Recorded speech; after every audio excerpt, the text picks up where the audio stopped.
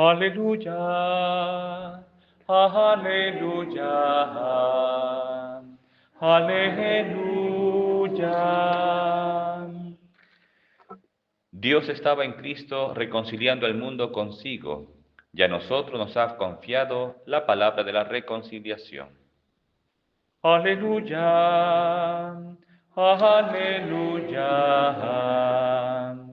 aleluya. El Señor esté con ustedes. Lectura del Santo Evangelio según San Lucas. Gloria a ti, Señor. En aquel tiempo solían acercarse a Jesús los publicanos y los pecadores a escucharle. Y los fariseos y los escribas murmuraban entre ellos: Ese acoge a los pecadores y come con ellos.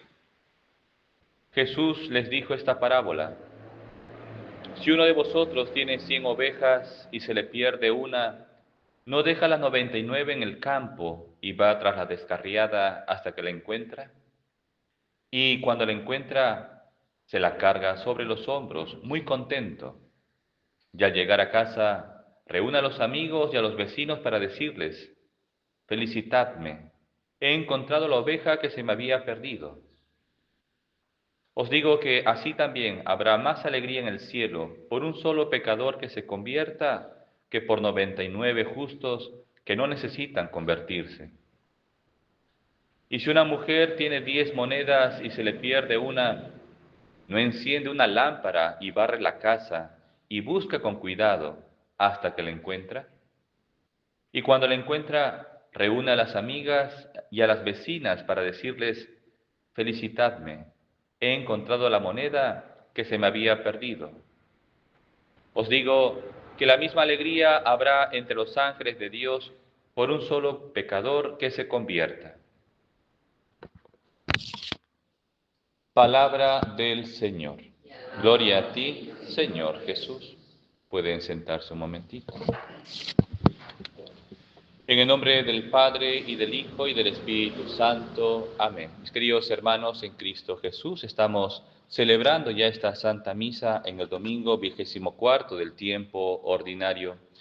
Y el día de hoy, en las lecturas del Evangelio y las otras lecturas, nos habla sobre la misericordia de Dios. En la primera lectura del libro del Éxodo, escuchábamos cómo el pueblo de Israel se había rebelado contra Dios cuando Moisés sube al monte Sinaí, donde Dios se le revela a los 40 días con sus noches y le da las tablas de los mandamientos. ¿Qué hace el pueblo de Israel? Conforme pasa el tiempo, y nos pasa a nosotros, ¿no? Como que nos relajamos un poco, nos relajamos, ya bajamos la guardia, esa disciplina, ¿verdad?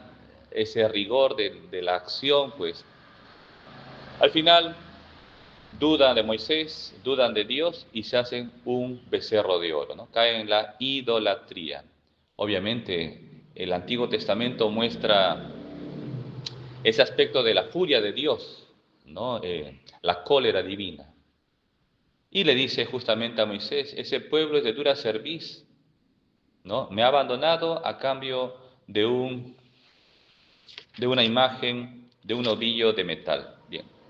Entonces viene aquí: voy a castigarlos, ¿no? Voy a destruir el pueblo y de ti, Moisés, sacaré un pueblo numeroso. ¿Qué hace Moisés?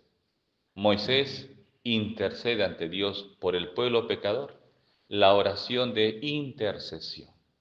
Y más abajo dice el texto, después de la oración de Moisés: y el Señor se arrepintió de la amenaza que había pronunciado contra el pueblo. No es que Dios se arrepienta, ¿no? Que Dios decide una cosa y luego cambia de opinión como si fuera algo arbitrario, ¿no? Según una conveniencia. No, Dios lo que decide una vez es para siempre, es infinito la decisión de Dios, no cambia de parecer. Lo que el texto quiere manifestarnos es cómo Dios quiere que nosotros, porque está dentro de su voluntad, que la oración de intercesión, el pedir por las demás personas o diversas circunstancias, toque el corazón de Dios para la misericordia. Dios quiere perdonarnos, Dios quiere salvarnos, pero depende de nosotros buscar esa misericordia y alcanzar esa salvación. Esa es la voluntad del Señor. Y justamente en el Nuevo Testamento, Cristo Jesús, el Hijo de Dios, nos revela realmente cuál es la voluntad de Dios. Dios es infinitamente misericordioso. En el texto del Evangelio hemos escuchado cómo dice: solían acercarse a Jesús los publicanos y los pecadores a escucharle, ¿no? El Señor predicaba el Evangelio y todo el mundo venía, buenos y malos.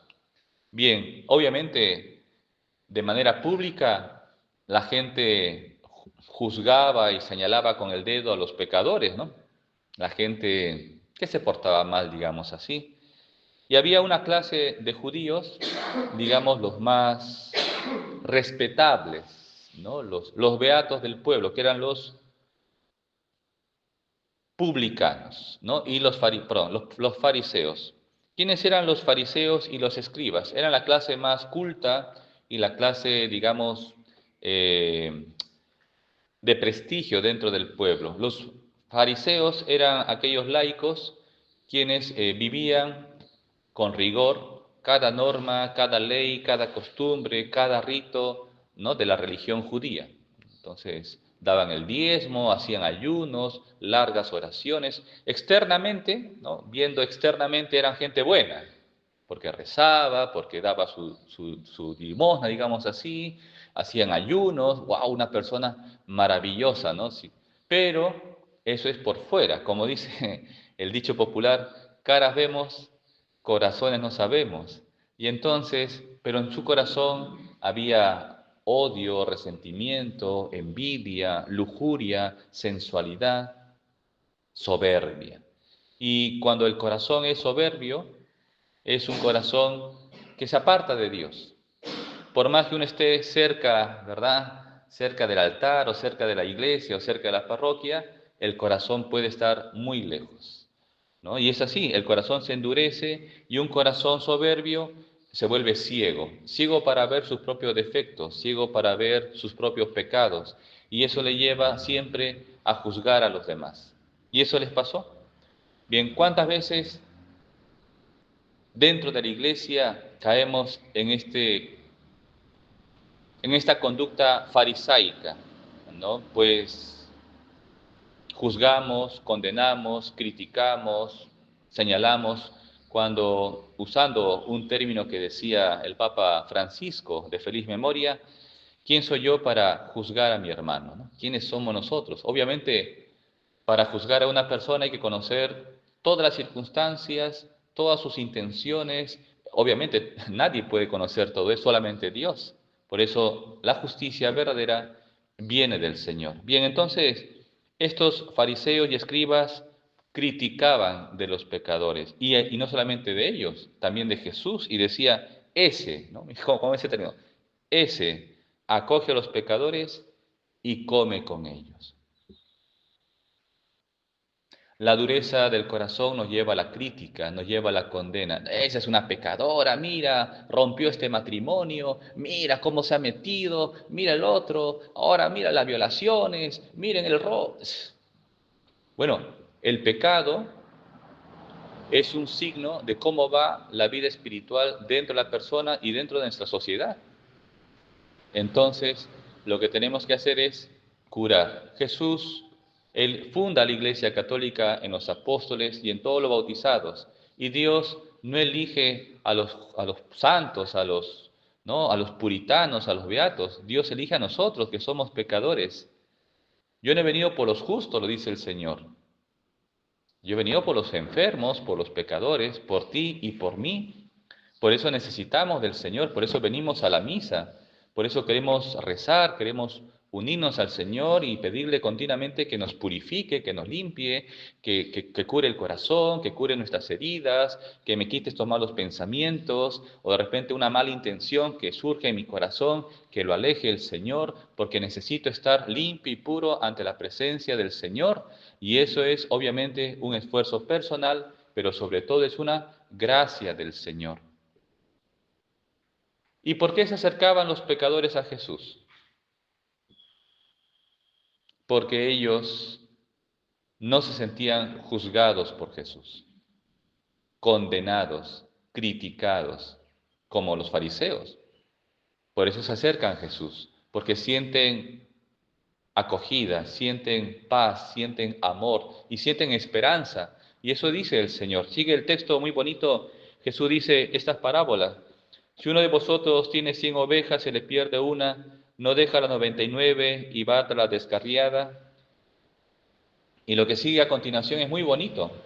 Y cuando la encuentra, mire, fíjese, cuando la encuentra, se la carga sobre los hombros, muy contento, y la lleva a la casa. Bien, en otro pasaje de la oveja perdida dice, el Señor se abaja, la recoge, la limpia, la cura con aceite, con vino, le pone los hombros y lo lleva hacia el rebaño. Bien, ¿esto qué quiere decir el Señor?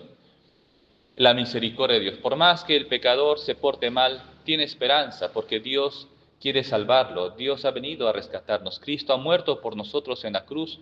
Por eso, por más pecados que tengamos, por más horribles y asquerosas acciones, disculpen la expresión, que hagamos, tenemos esperanza porque Dios puede purificarnos, Dios puede resucitar muertos, Dios puede hacer hijos de Abraham de las piedras, Dios puede sanar y curar y santificar un corazón herido, roto y pecador.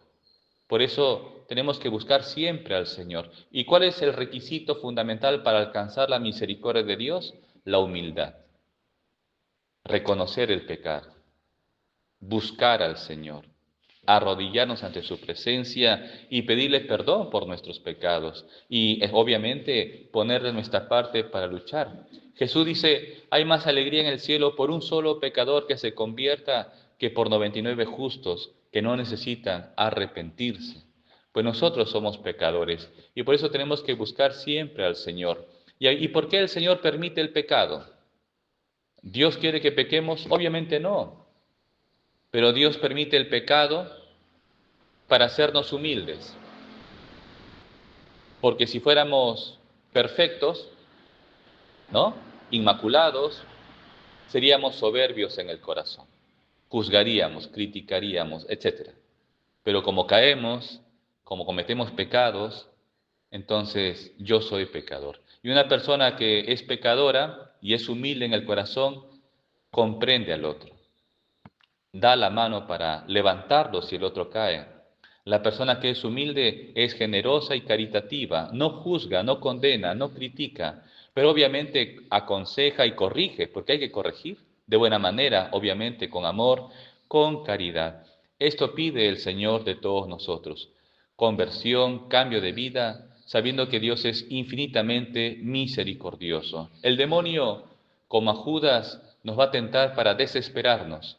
Judas Iscariote murió, se suicidó. Primero fue consciente que hizo mal al vender a Jesús por 30 monedas de plata, pero se desesperó, pensó que ya no tenía salvación. Y es ahí, en esta desesperación, cuando el demonio lo tienta. Y tanto es la desesperación y desconfianza de la misericordia de Dios que se quitó la vida. Así es el demonio. Nos pone la desesperación. Por eso no hay que desesperar. ¿Qué hubiera pasado si Judas Iscariote se hubiera arrepentido? Y hubiera ido llorando ante la Virgen María. Y hubiera pedido perdón con vergüenza y ante los apóstoles. A los 3 días Jesús resucitó. ¿Y qué le hubiera dicho Jesús a Judas Iscariote? Te perdono. Y Judas Iscariote hubiera sido un gran apóstol de la iglesia, un santo, pero se desesperó, desconfió del Señor. ¿Se entiende? Por eso pidamos perdón al Señor y sigamos perseverando en el bien. Si caemos, pidamos perdón al Señor y levantémonos con humildad, con confianza, para hacer el bien a los demás y para amar al Señor con nuestras obras. En el nombre del Padre, y del Hijo, y del Espíritu Santo. Amén.